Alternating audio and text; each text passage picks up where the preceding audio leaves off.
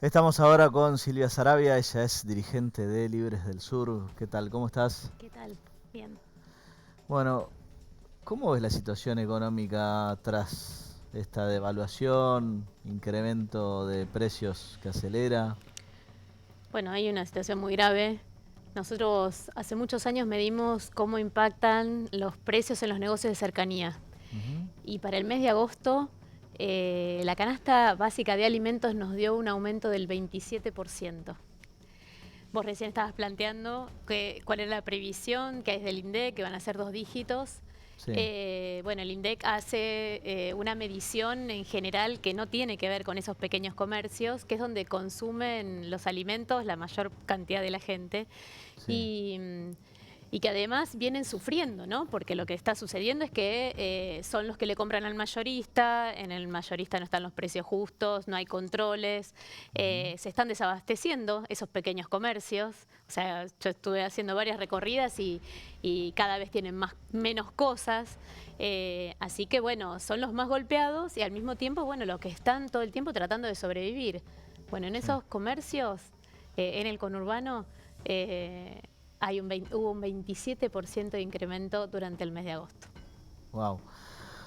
Ahora, en el conurbano es, digo, contrariamente a lo que a veces se pensaba en sondeos y demás, es justamente uno de los lugares donde, bueno, Milei ganó en términos generales en todos lados, pero anduvo muy bien.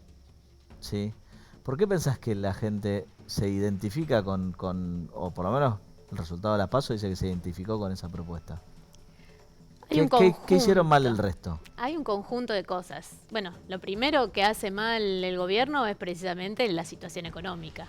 Esta Ujú. cuestión de no frenar la inflación, no controlar el precio de los alimentos, o sea, decir que lo va a hacer, pero después en lo concreto no hacerlo, eso genera mucho enojo, porque hay un relato que está muy lejos de lo que pasa todos los días. Yo soy docente, las Sí. escuelas no están bien. Hay mucho enojo con, dicen, bueno, los paros de los docentes.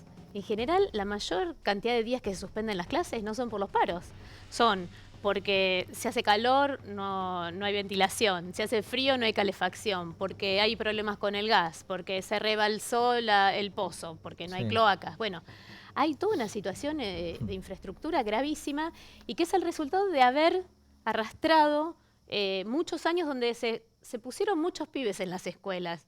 Pero Sí. yo digo que la acumulación de chicos en las escuelas no garantiza el acceso real a la educación. Y bueno, y un montón de veces compartimos espacio, primarias con secundarias, espacio físico, pero no Sí. solamente el patio, sino las aulas, hasta los baños, el Ujú. comedor. Bueno, todo eso hace que haya un relato que después cuando vas a lo concreto, bueno, hace agua. Y después que está fresco también lo que sucedió con Macri, no es que, bueno, pasaron 4 años y la gente se olvidó. Hay una situación ahí también donde hay mucho descreimiento y en esa situación irrumpe Milei. Sí. Creo bueno, que logró generar, tenía una base, generó ahí una base de debate, de mucha gente bueno, que lee sus propuestas y Ujú. las apoya, pero después arriba de eso se sube un montón de gente que está harta, que está enojada y que dice esto hay que patear el tablero, no Sí. importa las consecuencias. Bueno, eso es lo grave, ¿no? Porque en realidad detrás de las propuestas de Milei, al menos nosotros consideramos que van a venir situaciones peores que las que estamos atravesando. Bueno, de hecho, la marcha del otro día creo que a más de uno le prendió alguna luz de alerta, ¿no? Porque si bien es cierto que hay distintas versiones de lo que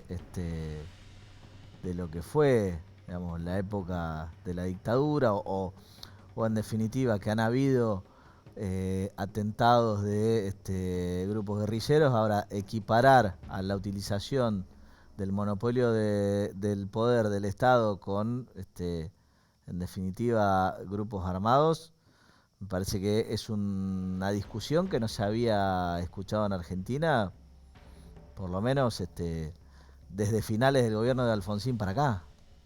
Sí, era una defensa considerada políticamente incorrecta, ¿no? Quizás en un montón de sectores se planteaba como que, bueno, que ya había cierto consenso de que era importante repudiar y, bueno, lo que sucedió luego incluso con las leyes de obediencia debida y punto final, ese ida y vuelta, luego derogadas. Bueno, hubo ahí muchas veces, muchas intenciones, de alguna manera de quitar responsabilidades a algunos sectores que tuvieron mucha responsabilidad durante la dictadura militar. Sí. A ver, la participación civil, digo, el ejemplo más claro fue en Jujuy con Ledesma, que bueno, Sí, con Bussi. secuestraban a la También. gente bueno, también, pero secuestraban a la gente con las camionetas del Ingenio. Por ejemplo, ¿no? Pero, a ver, eso es un debate que por supuesto es como que tiene en algunos momentos, algunos sectores intentan volverlo a instalar como para desprestigiar todo el camino que se hizo en nuestro país, que es un ejemplo, ¿no? En cómo se ha juzgado, cómo han sido los procesos judiciales, y que de alguna manera todavía hay un montón de situaciones pendientes, ¿no? Como Sí. toda la información que muchos sectores tienen y no la hacen disponible como para que efectivamente se sepa cuál fue toda la dimensión de esa dictadura militar y de ese terrorismo de Estado. Sí. Algo que, Sí, que no es lo bueno, mismo ni el Villar... terrorismo que el terrorismo de Estado, que es una de las grandes diferencias conceptuales que no se pueden equiparar. Y la otra diferencia es la posibilidad de juzgar, porque eso tampoco pareciera estar en la mesa de Victoria Villarroel. La posibilidad de juzgar, de que efectivamente cada delito sea juzgado, sea puesto arriba de la mesa, algo que quienes ejercieron el terrorismo de Estado tuvieron el derecho a un juicio, cosa que muchísima gente no lo tuvo y bueno, y sí se le dio una sanción que fue la desaparición, la muerte, la quita de la identidad, que es otra de las cuestiones que también hoy siguen pendientes. Sí, claro. Bueno, esto que de alguna manera reflotó la película en 1985, ¿no?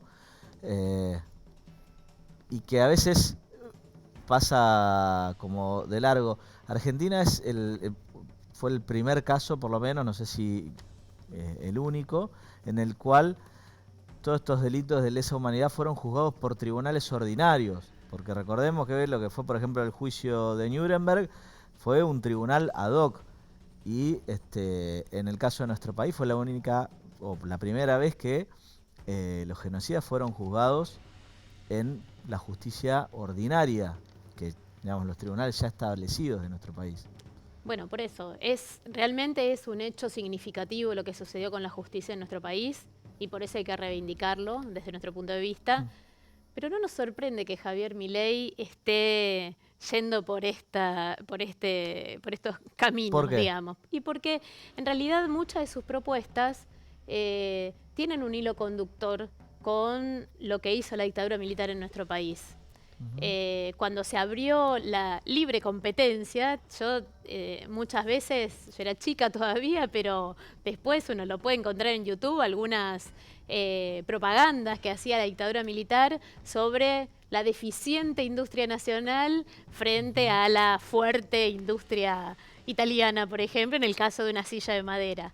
Sí. Bueno, eso es claramente un concepto de que el desarrollo industrial en nuestro país no tiene ningún sentido y esto tiene que ver con cómo se pensaba, por ejemplo, desde Estados Unidos, nuestro modelo de producción. Sí. Algo Sí, terminó eso de es discutir o consolidar. tratar de introducir en la cabeza de la gente justamente un modelo de país que no sería industrializado, sino atenernos al modelo agroexportador, que en definitiva sigue siendo el principal motor de nuestra economía. Entonces Bueno, después dependemos si hay sequía, inundación, si... exactamente, exactamente. Y algo que consolidó Carlos Menem, ¿no? Con las privatizaciones, también con la apertura de los mercados, también con el endeudamiento, con la pérdida de soberanía en un montón de aspectos. Entonces, todo esto Sí, la tiene destrucción del puntos de ferrocarril. contacto, tiene muchísimos puntos de contacto con lo que está planteando Javier Milei hoy, incluso planteando, por ejemplo, la cuestión de que habría que privatizar los ríos y privatizar el agua, el acceso al agua. Bueno, Sí. son todas cuestiones gravísimas, no son cuestiones livianas. Por eso es muy preocupante de que hoy todo ese debate, de alguna manera, en algunos casos esté subestimado. Y para nosotros es importante que esto se se discuta, se plantee.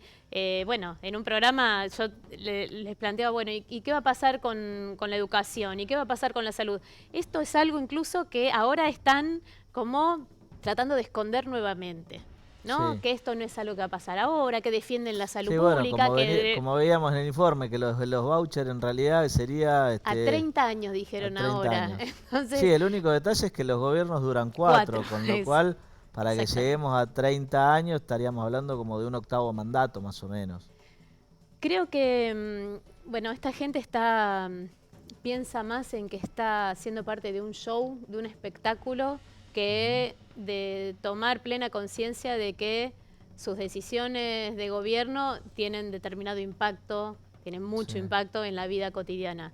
Y es muy ¿Vos pensás peligroso que porque muchas de las cosas que plantearon o que propusieron lo hicieron, si se quiere, desde la tranquilidad o la irresponsabilidad que puede tener quien no aspira a convertirse en un oficialismo y ahora, porque muchas de las propuestas al final, bueno, no se podrían hacer en una primera etapa? De hecho, hasta en alguna nota, Marra dijo que bueno, que por ahí ni siquiera se podría hacer en un primer mandato la dolarización, que es como el caballito de batalla, y en la mayoría de los casos están diciendo que bueno, mínimo 2 años llevaría.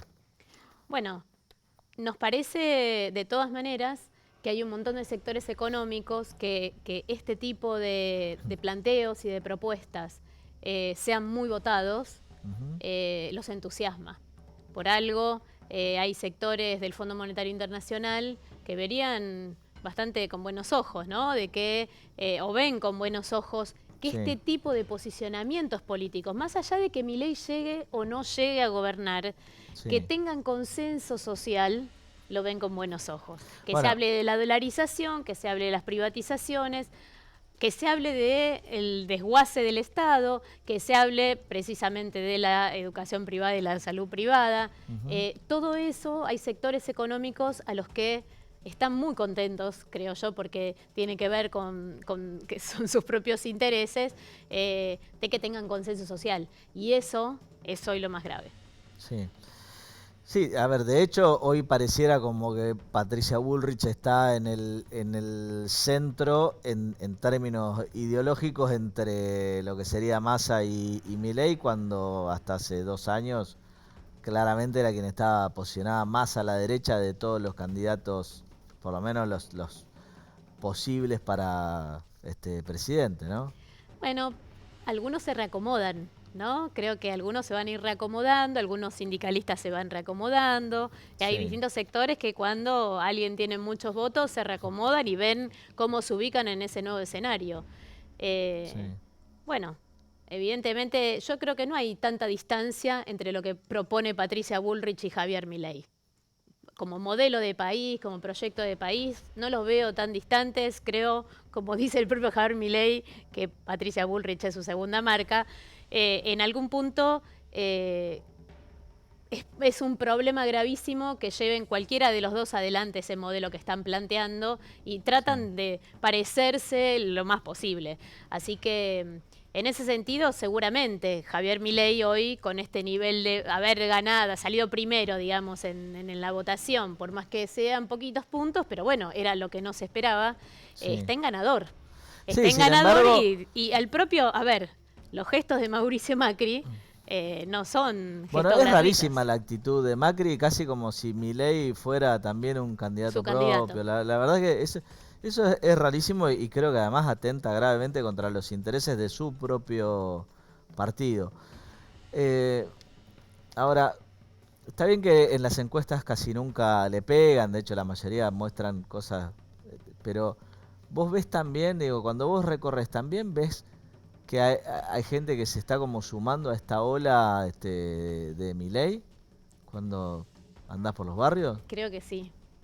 Creo que sí, que mucha gente que quizá votó a otras opciones que no tuvieron, o sea, o incluso a la propia Bullrich, Sí, eh, plantean hoy por este impulso, empuje y visibilidad que tiene Javier Milei de votarlo. Por eso te digo que me parece que es preocupante y por eso hay que salir a debatir cuáles son las consecuencias de lo que él plantea. Porque efectivamente nosotros tenemos una visión de que esta cuestión de haber ganado, este empuje, este impulso, y que los ataques también, digamos, que hay desde algunos sectores muy evidentemente, también eso lo fortalecen en algún punto, ¿no? Hay algunos sectores que él dice que son los ataques de la casta, Sí. y que utiliza esto, y esto blinda, digamos, a un universo que lo apoya.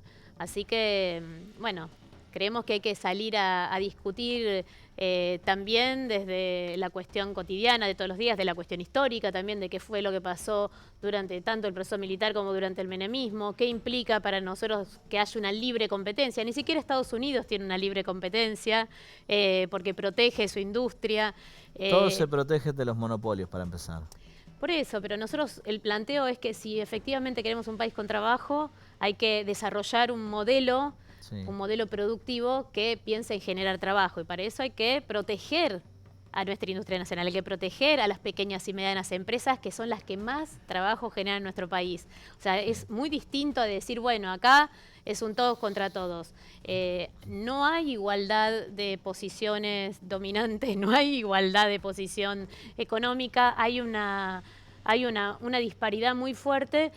Y en realidad lo que hay que hacer es proteger eso si queremos generar trabajo genuino. Fíjate un detalle, Milei dice que no va a sacar los planes sociales, ¿no? Milei dice que no va a tocar los potenciar trabajo. Ah, y, sí. claro. En primer lugar habían sido digamos, su blanco. Porque No, los blancos, lo él hace primero que blanco dijo en la fue que, dirigencia. bueno, que los sindicalistas, ya se evitó cualquier discusión con los sindicalistas, pero primero se lo había agarrado con los planes. Ahora tampoco. Él dice que no va a quitar los planes sociales y, bueno, nosotros lo que planteamos es que en realidad ojalá no hubiera planes sociales, porque cuando hay planes sociales es porque hay un fracaso por parte de los gobiernos, ¿no? Que no generan el trabajo que corresponde y crean los planes sociales. Los planes sociales no los creamos las organizaciones, los crean los gobiernos cuando fracasan en generar trabajo genuino.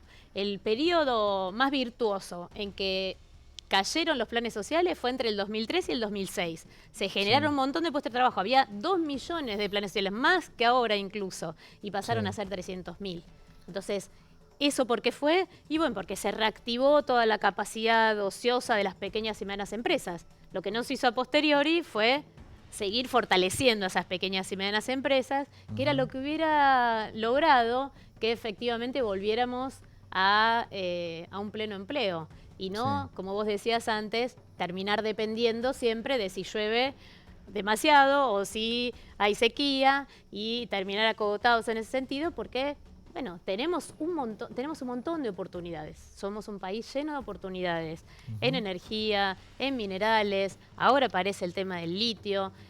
Bueno, hay un montón de cosas que nosotros podríamos desarrollar y, insisto, no hay que dejarlo a la voluntad del mercado, porque la voluntad del mercado ya nos ha mostrado que solamente piensa en un sector, en enriquecerse, y desprecia a una parte importante de la población, como está sucediendo hoy.